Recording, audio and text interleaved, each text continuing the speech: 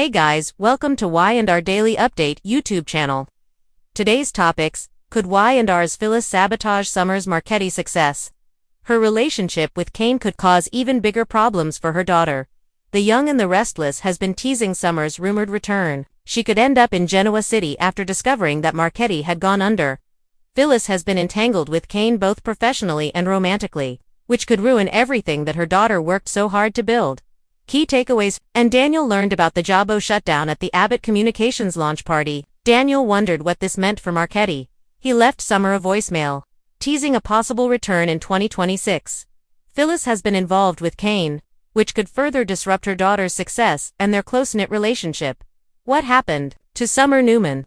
In May 2024, Summer Allison Lanier left Genoa City for Italy. She had to focus on Marchetti since she lost Sally Courtney Hope and Chelsea Melissa Claire Egan. They jumped onto their respective partners' businesses, which hasn't been smooth sailing. In fact, Summer is at the center of some of the drama, no thanks to her mom. Phyllis Michelle Stafford gave Victor Eric Breton the AI software program.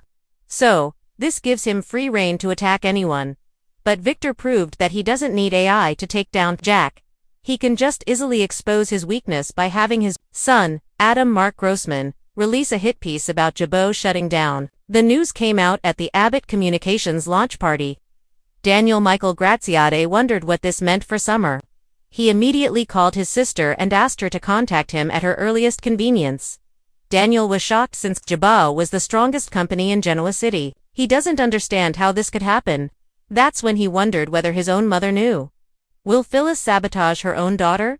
Phyllis said she was blindsided by this news. Jack Peter Bergman didn't tell her what happened. She was gravely concerned about Jabot. Daniel pressed his mom for more information. Why was she so concerned about Jabo? She claimed that she was more concerned about Summer. It could affect her professionally and financially. Daniel could tell that Phyllis was in the midst of whatever was happening with Jabo. She blamed Victor for what happened, but her relationship with Kane isn't any better. No one can trust her, not even her own children. Phyllis's plan with Victor could ultimately be exposed.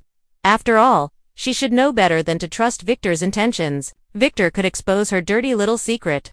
And then, find out that she's been canoodling with Kane behind his back, which also won't be kept secret for long. Phyllis is involved with a man who's ruined so many businesses and lives since his return. Summer will be livid once she finds out the truth and what it costs her future. Subscribe our channel for more latest update.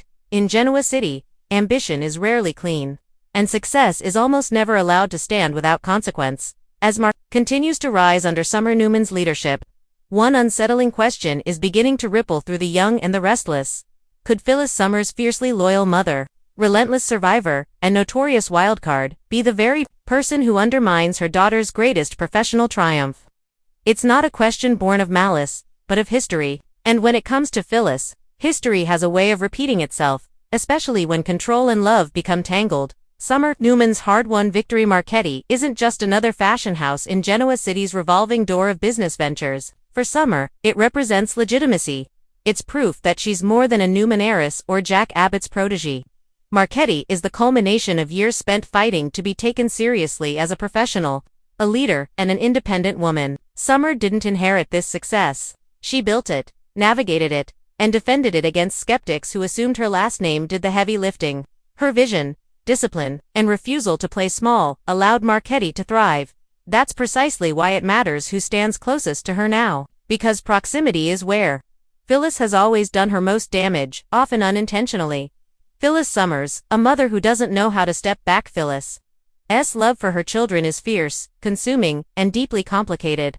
She doesn't simply support Summer, she identifies with her. Summer's wins feel like her own victories. Summer's losses trigger Phyllis's most destructive instincts. That intensity has always been Phyllis's greatest strength and her most dangerous flaw. Phyllis doesn't trust systems. She trusts herself, and when she believes someone she loves is at risk, she doesn't ask permission before intervening. She bulldozes obstacles, rewrites rules, and justifies fallout later. In a corporate environment like Marchetti, where image, diplomacy, and restraint are currency, that approach is volatile. The thin line between protection and sabotage. Phyllis would never intend to sabotage Summer. But intent has never been the issue. Impact is Phyllis's track record is littered with moments where she believed she was protecting her family, only to leave scorched earth in her wake. She thrives on confrontation, thrives on control, and struggles profoundly with stepping aside once she's inserted herself into a narrative. At Marchetti, that tendency could be catastrophic. All it takes is one impulsive confrontation with a business rival, one leaked piece of sensitive information, or one public spectacle that draws the wrong kind of attention. In the fashion world, perception is everything, and Phyllis is a walking headline.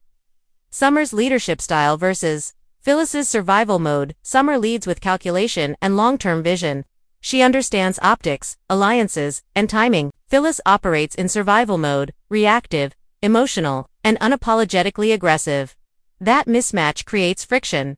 While Summer wants to build something sustainable, Phyllis wants immediate results and clear enemies. She doesn't believe in slow burns or quiet victories. She believes in decisive action, preferably loud and unmistakable. That fundamental difference puts Marchetti at risk if Phyllis refuses to respect boundaries. The Jack Abbott factor. Jack Abbott's presence complicates matters further. As Summer's mentor and Phyllis's former partner, Jack occupies a uniquely delicate position. He believes in Summer's vision and understands the stakes of Marchetti's success. He also knows Phyllis well enough to recognize the warning signs. Jack has spent years cleaning up after Phyllis's impulsive decisions. Professionally and personally, if he senses she's crossing lines at Marchetti, he'll intervene. And Phyllis does not respond well to being sidelined. That dynamic could escalate quickly, turning a protective impulse into an outright power struggle, one that Marchetti may not survive unscathed. Phyllis's fear of being left behind. At the heart of this tension is fear. Phyllis is terrified of becoming irrelevant, professionally, romantically, and even maternally. As Summer steps into her own power, Phyllis risks losing the role she's always played: the fixer, the defender, the center. That fear makes people reckless. If Phyllis feels shut out of Marchetti's inner circle, she may insert herself forcefully, under the guise of concern. And in doing so, she could undermine Summer's authority, making it appear as though Marchetti still needs Phyllis to function. Nothing would damage Summer's credibility faster. Corporate enemies are watching. Genoa City's power players don't miss opportunities, and Phyllis is an opportunity waiting to be exploited.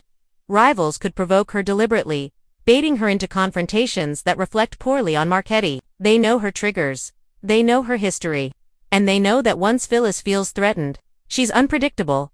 That unpredictability doesn't scare seasoned executives, it excites them. Because chaos is leverage. Summer's quiet frustration is growing. Summer may not voice it openly, but there are signs of strain. She wants her mother's support, not her interference. She needs Phyllis to trust her judgment, not second-guess it. Every time Phyllis oversteps, she sends an unintended message: "You can't handle this without me."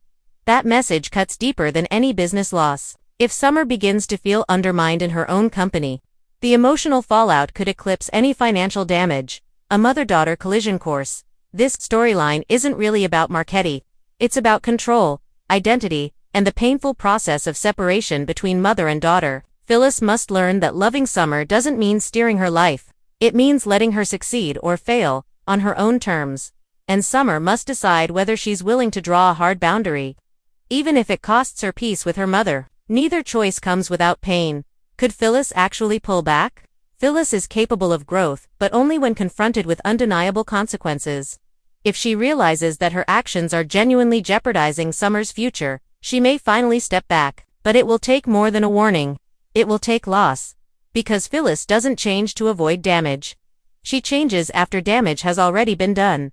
The tragic irony, the cruel irony, is that Phyllis's desire to protect Summer could be the very thing that endangers her success. In trying to shield her daughter from the harsh realities of business, Phyllis may expose her to something far worse: instability. Marchetti needs calm leadership, strategic alliances, and disciplined messaging. Phyllis brings emotion, confrontation, and unpredictability. Those qualities make for great drama but terrible business. Final verdict: a real and present risks. So could Phyllis sabotage Summer's Marchetti success?